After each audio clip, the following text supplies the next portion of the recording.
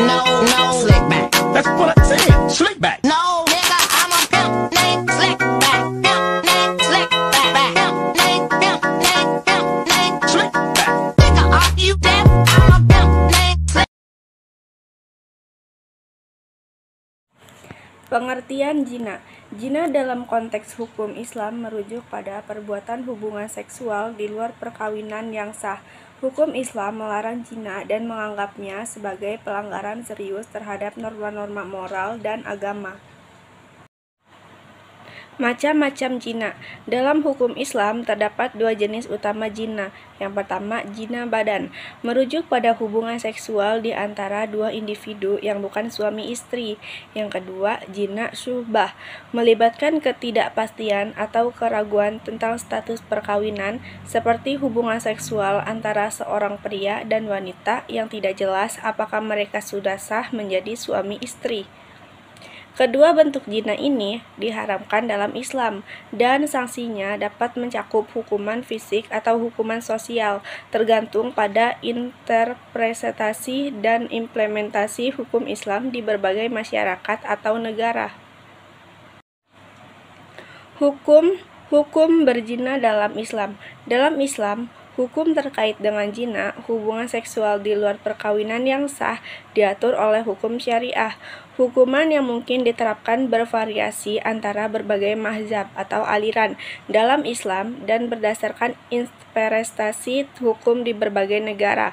Hukuman zina dapat mencakup yang pertama, hudud. Hukuman yang dijelaskan secara spesifik dalam Al-Quran dan hadis, seperti cambukan atau rajam. Hukuman ini dapat diterapkan tergantung pada bukti yang ada. Yang kedua, ta'zir. Hukuman yang ditentukan oleh otoritas hukum berdasarkan kebijaksanaan dan keadilan, tanpa ketentuan yang jelas dalam Al-Quran atau hadis. Ini dapat mencakup hukuman penjara atau denda.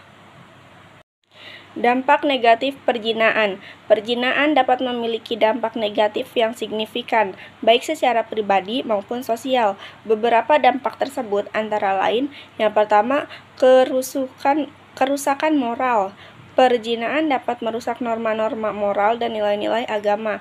Ini dapat membawa perasaan bersalah dan kehilangan integritas moral dan individu yang terlibat.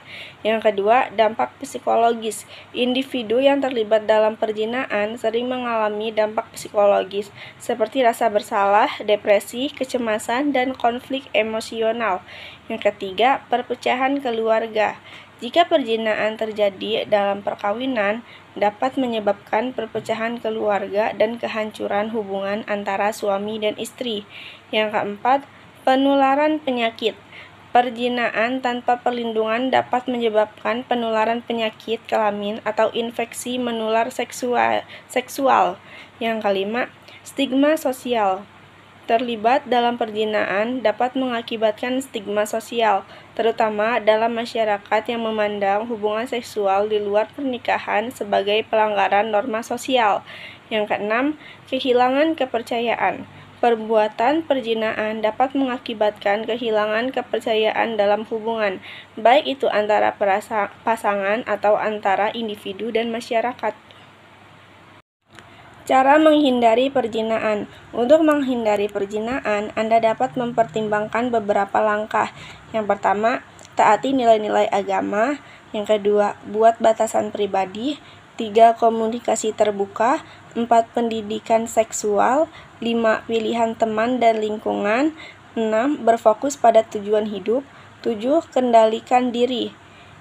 Ingatlah bahwa pencegahan perzinahan melibatkan kombinasi nilai-nilai pribadi, komunikasi yang baik, dan kesadaran akan konsekuensi tindakan. Setiap individu memiliki tanggung jawab untuk menjaga integritas pribadi dan mendukung hubungan yang sehat. Kesimpulannya, zina adalah tindakan terlarang dalam banyak sistem nilai dan agama, termasuk Islam, yang mengacu pada hubungan seksual di luar pernikahan. Pendekatan terhadap zina dapat bervariasi tergantung pada nilai-nilai budaya dan agama masing-masing individu. Beberapa melihatnya sebagai pelanggaran moral serius, sementara pendekatan lain mungkin lebih liberal. Penting untuk diingat bahwa perspektif tentang zina dapat berbeda-beda, dan dialog terbuka dapat membantu memahami keragaman pandangan ini.